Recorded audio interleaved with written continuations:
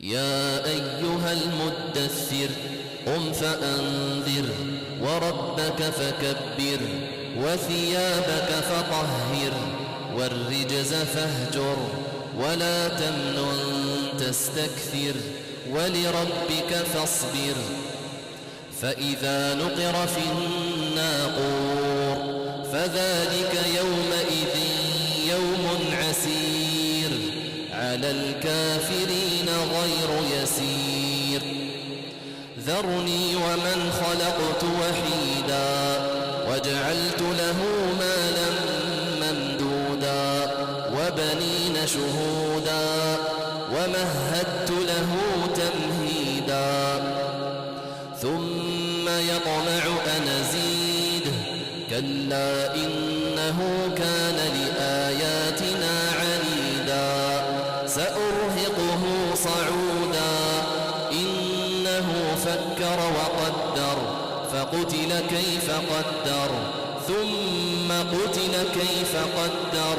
ثم نظر ثم عبس وبسر ثم أدبر واستكبر فقال إن هذا إلا سحر يوثر إن هذا إلا قول البشر سأصليه سقر وما أدراك ما سقر لا تبقي ولا تذر لواحة للبشر عليها 19 وما جعلنا أصحاب النار إلا ملائكة وما جعلنا عدتهم إلا فتنة للذين كفروا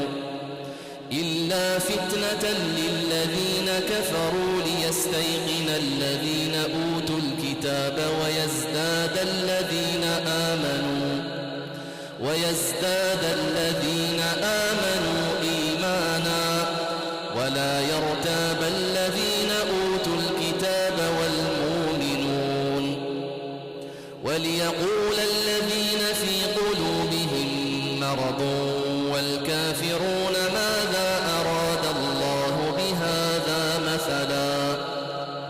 كذلك يضل الله من يشاء ويهدي من يشاء وما يعلم جنود ربك إلا هو وما هي إلا ذكرى للبشر كلا والقمر والليل إذا ادبر والصبح إذا أسفر إنها لإحدى الكبر نذيرا للبشر لمن شاء منكم أن يتقدم أو يتأخر كل نفس بما كسبت رهينة إلا أصحاب اليمين في جنات يتساءلون